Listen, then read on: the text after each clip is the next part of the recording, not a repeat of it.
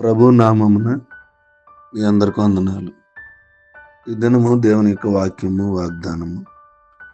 మీలో ఉన్నవాడు లోకములో ఉన్నవాని కంటే గొప్పవాడు. 1 యోహాను 4:4.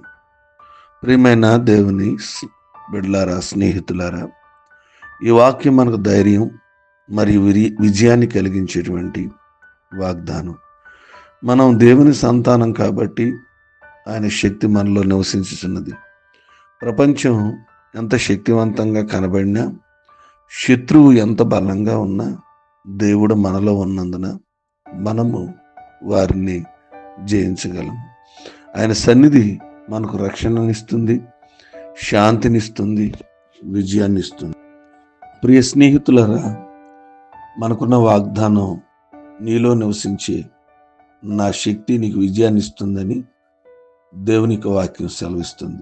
ఆయన మనలో నివసించినప్పుడు మనం శక్తిమంతులుగా ఉంటాం. ప్రపంచంలోని ఏ శక్తి కూడా ఏ విధంగా కూడా నిన్ను ఓడించలేదు. ఎందుకంటే ప్రభు యొక్క శక్తి నీలో నివసిస్తుందని నువ్వు నమ్ముతుంటే ప్రపంచంలోని అన్ని సవాళ్లను కూడా ఎదుర్కొని జయించగలుగుతావు. నీ శక్తి, దేవుని యొక్క శక్తి నిన్ను ప్రతి పరీక్షలో విజయాన్ని ఇచ్చి నువ్వు ఓడిపోకుండా ఆయన నిన్ను గెలిపిస్తాడు. మీలో ఉన్నవాడు లోకంలో ఉన్నవాడి కంటే గొప్పవాడు అంటున్నాడు. మనలో ఆయన ఉంచుకుని ఈ లోకంలో గొప్పవారుగా ఉంటూ దీవించబడదాం. ఈ కొద్ది మాటలు దేవుడు మన వెనుకలో ఫలించి ఆశీర్వదించుకుందాం. కారణం తల్ల వంచుకుందాం, కళ్ళు మూసుకుందాం, ప్రార్థన చేసుకుందాం. ప్రేమ కలిగిన తండ్రి, మీ స్తోత్రాలు. రాత్రంతా కాచారయ్యా, మరొక శ్రేష్టమైన దినాన్ని వేకుని ఇచ్చారు.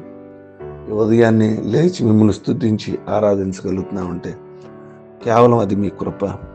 నేను ఈ నెల ప్రభు నేను ఆఖరిలోకి మమ్మల్ని తీసుకొస్తూ ప్రతిదినం కూడా కాస్తున్నందుకు మీ స్తోత్రాలు, వందనాలు తెలియజేస్తున్నాను. మమ్మలను, మా కుటుంబాలను జ్ఞాపకం చేసుకోండి. వాక్యపు వెలుగులోంచి మాతో మాట్లాడారు. మాలో ఉన్నవాడు లోకంలో ఉన్నవాని కంటే గొప్పవాడని.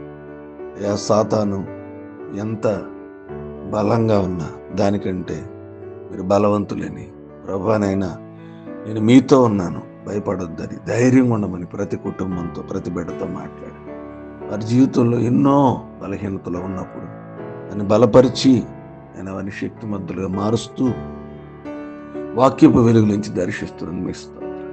పుట్టినరోజులు, జన్మదినాలు, నేను వివాహ దినాలు, అనారోగ్యాలు, ఆర్థిక సమస్యలు, ఈరోజు జరగబోతున్న ఆరాధన, వాతావరణ పరిస్థితులు, వర్షాలని చెప్తున్నారు ప్రభు, మీరే జ్ఞాపకం చేసుకుని ఈ దినమంతా కూడా కాచి కాపాడి సంఘ అవసరాలను జ్ఞాపకం చేసుకుని ప్రతి కుటుంబంతో మీరు ఉండి ప్రభు ప్రతి అవస్థ తీర్చి మీ నామాన్ని మహింపరుచుకుని ఈ దినదీవులతో నింపమని ప్రార్థన చేస్తున్నాం, నడుచున్నాను తండ్రి. ఆమేన్.